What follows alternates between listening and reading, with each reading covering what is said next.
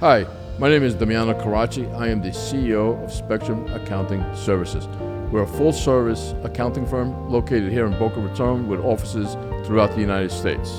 We offer our clients a full litany of services from tax preparation, bookkeeping, tax resolution, accounting, and CFO services. We're doing this show today to bring to you important business and tax-related items that are going to help you in the future as things change. Thank you, and I hope you enjoy the show.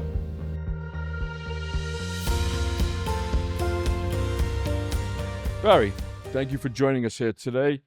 I know we have some valuable information to share with the audience. Tell me a little bit about yourself, about your company. Well, first, let me just say I'm really happy to be here. Thank you very much for the opportunity.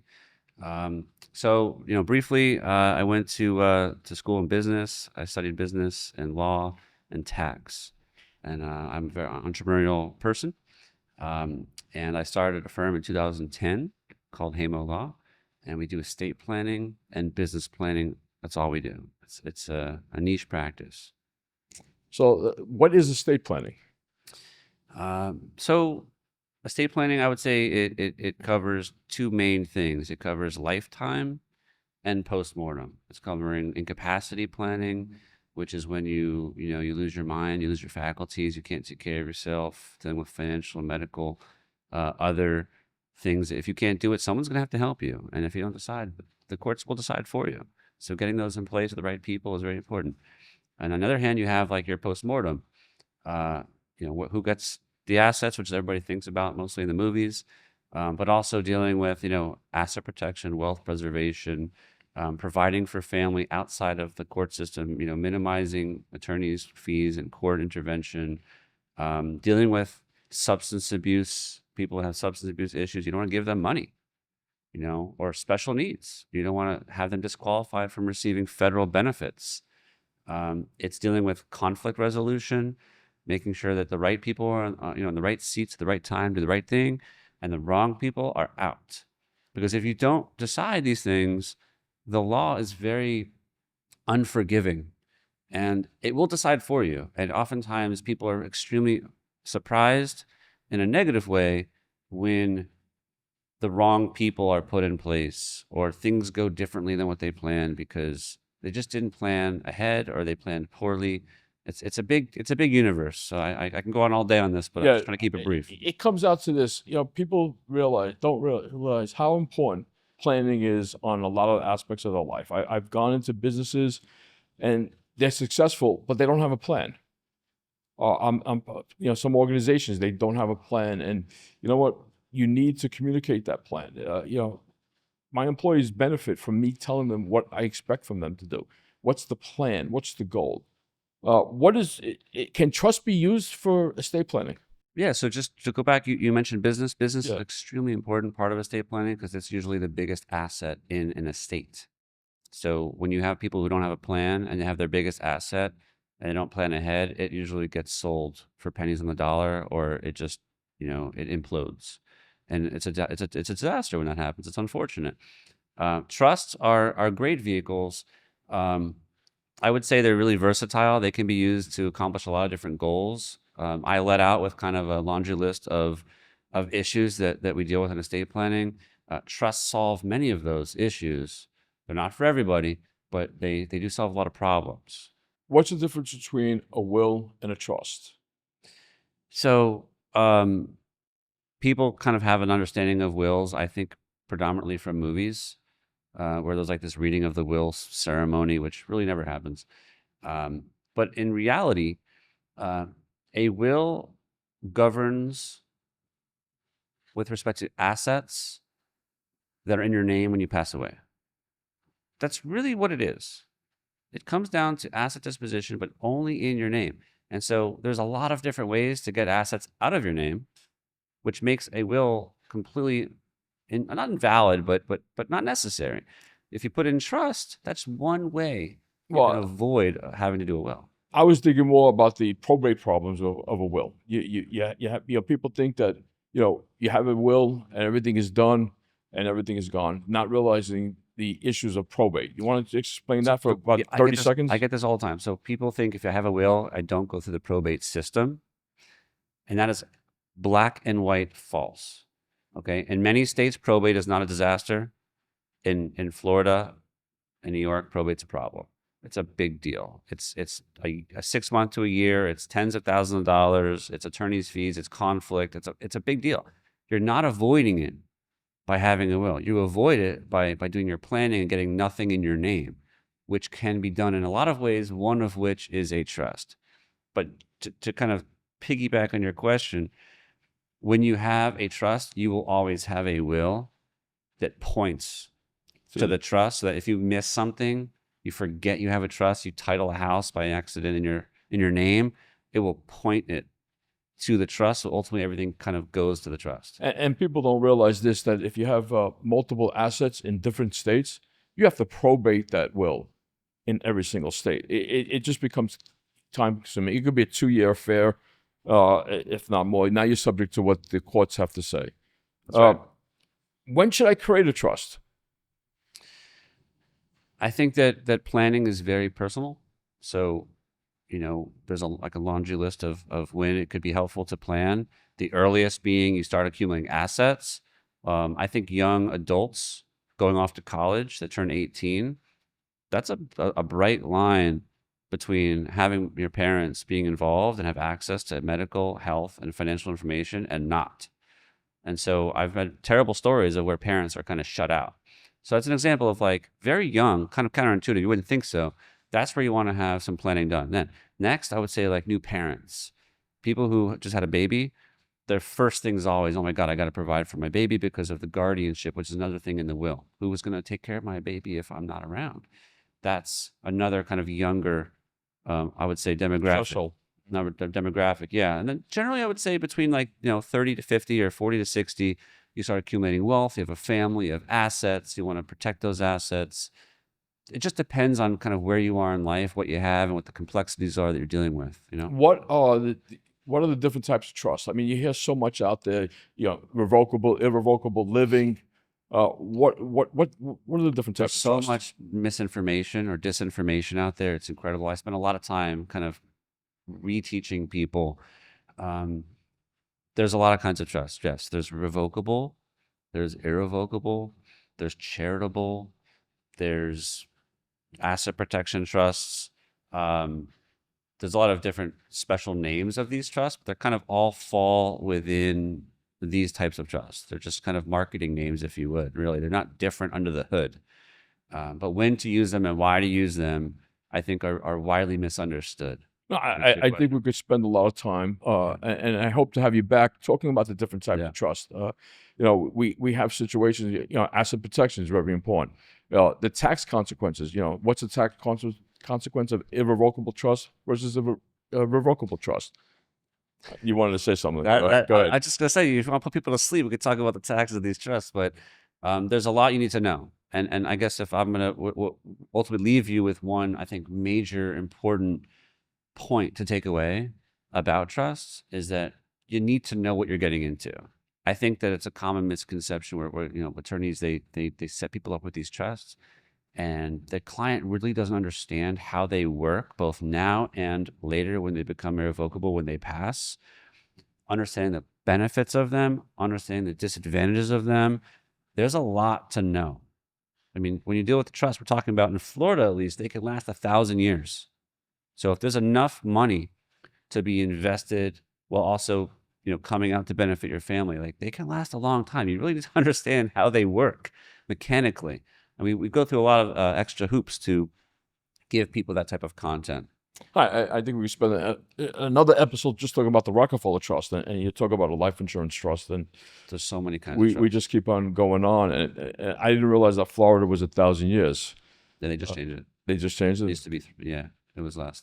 Some states have the same, some states more or less.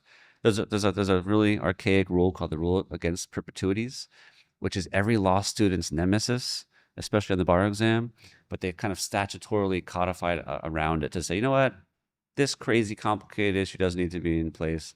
Let's just make it a really long time. It doesn't even matter anymore. Okay. It's funny. It's just I think the difference with our culture. The American culture is, let's plan for something 2, 3, 5 years out, 10 years out. Where if you go to some of the Asian cultures, they're planning for 100 years out. They're planning for That's right. 200 years out. It's not this 5, 10 year plan. Uh, can I have more than one trust? Can someone create more than one trust? Yeah. To go back to the other Yeah. point though, um, your long-term planning for your family, for your business, just to make their lives easier. Because if you don't do it, you're setting them up for a scavenger hunt, for a fight, for a problem, for legal issues, for unpleasant surprises. I can only tell you that like the movies don't even do it justice. So long-term planning, it's kind of like a moving target though, right? You want to readjust it, revisit it every 3 to 5 years. But yeah, one or more trusts, absolutely. Before you get back to my question, Yeah, I'll re-ask the question. I just you brought up a funny it's thing. like a debate. I just thought of my grandfather. My grandfather was immigrated from Sicily. Old man. Came here, worked in a clothing factory, and I remember he got hit by a car. I was studying, and I got a phone call. He has to go to the hospital. I run down to the corner where he got hit by the car, and we're going. The ambulance is going to the hospital. He was okay, but we're going to the hospital, and he's mad. And I never saw my grandfather mad and upset. He hands me this piece of paper, and on the piece of paper was every single bank and bank account number that he had. All right. So he was handing it, if I have to get operated, here's this piece of paper, something else happened. So, I guess, his trust was that little yellow piece of paper instead of establishing a legal trust. And he would be very, very disappointed with what would actually happen in reality when none of that happens and everybody's locked out of those accounts and you can't do anything with it because he just didn't do it the right way. Kind of like when people email me like, hey, this is my will in my email. Just so you know, something happens to me on this trip. That's what I want. I'm like, respond like, that's good to know. That's not going to work. Why not? Well, there's procedural and there's substantive requirements to make a will valid or a trust valid. Anything with testamentary relevance, testamentary meaning like if you're going to give something to someone after you pass, you're not around to testify under oath as to your wishes or your intent. So there's extra special requirements just to get it right, to make sure that there's enough validation and authenticity of what you were doing while you were alive to make sure it is valid after you pass. So it's called testamentary. Anything testamentary has extra bells and whistles. It's not easy to make a will valid. And that's the first thing that gets contested when people try to do it themselves. When they go online, they print something out, they plug and chug, and they like, I got my will, and they're very happy. They have a false sense of confidence because they don't understand the very first thing that will be challenged in a legal issue when you get deposed is how was that will executed procedurally. It's you bring the legal issue. Going online and changing a will. I have I know some relatives of mine. They'll change their will. Every 6 months. They had a fight. I love it. It's great for business. They have an argument with a child, and they're changing their will, and all of a sudden that child is out. And then 2 weeks later they make up with that child. Okay, next will. It happens so often. People use the will as like a token. I know you have some client attorney privileges, but funny story about that? You have any funny stories about creating a will or a trust? I don't have funny stories. I have stories that are terrible.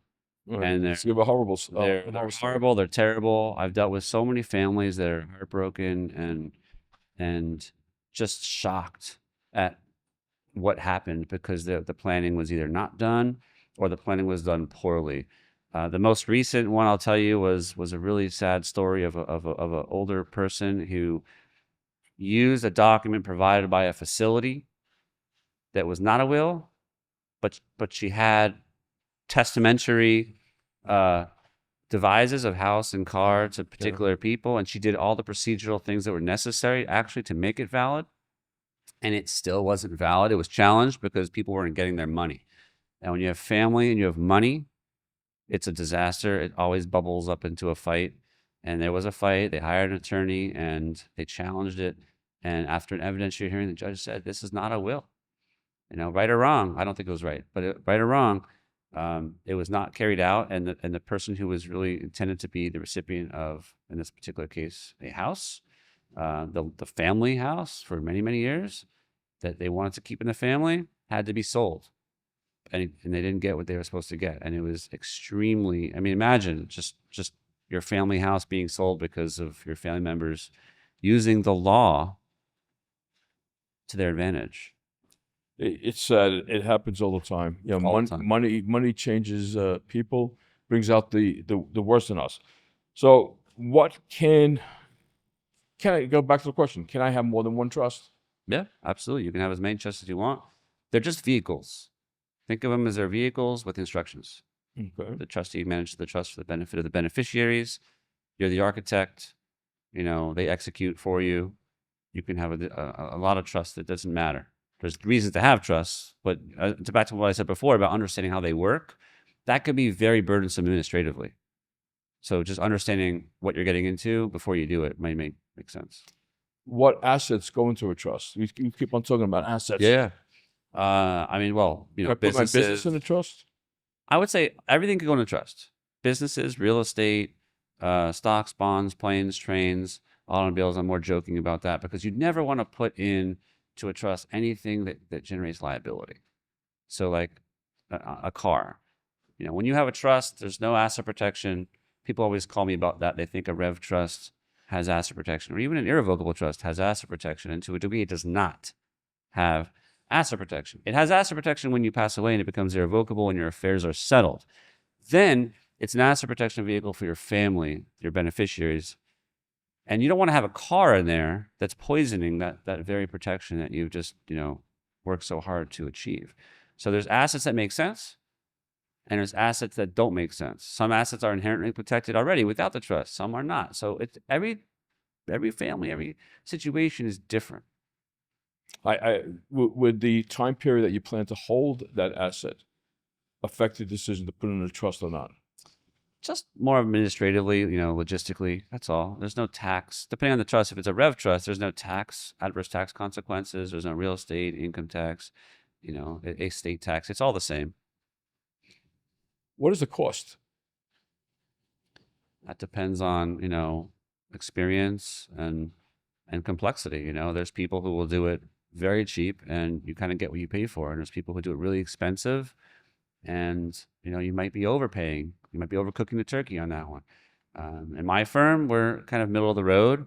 I mean, you asked me to give you kind of like a number of what No, it costs, or- I mean, it was an open-ended question. It was because, again, it really depends on the amount of work that needs to be done and the complication. I would frame that question and answer into, instead of thinking what the trust costs, think of what the cost is of not doing it.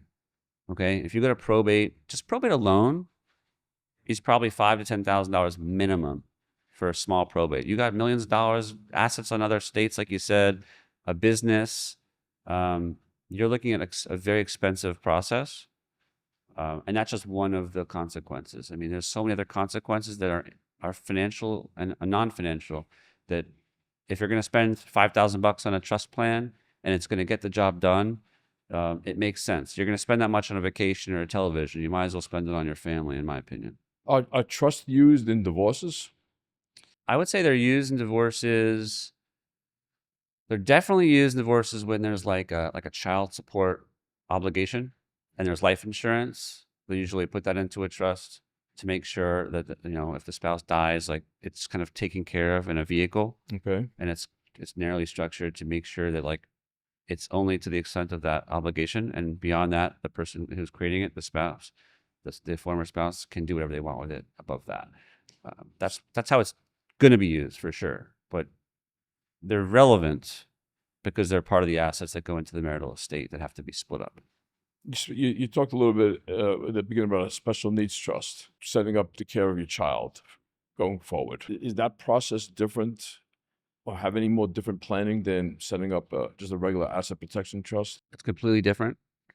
Completely different. Like what's inside the trust is completely and utterly different because you're dealing with different circumstances, different goals, and different, I would say, conditions. You cannot have the beneficiary do certain things in this trust. You cannot have the beneficiary be in control of the trust. The kind of the consequence of what we're talking about right now is whether or not a person has special needs and is getting federal benefits, which could be quite substantial over the lifetime of the beneficiary, getting disqualified. And if they get disqualified, that means they have to use up the trust money first, or money that they have first, and then they're completely reliant on the government. In contrast, what you want to do is you want to have the beneficiary receive those benefits, and you want to supplement those benefits on top, so they have a more meaningful life, with dignity and a little bit more enjoyment. Uh, can someone be a beneficiary only on the income side, but not on the ownership side?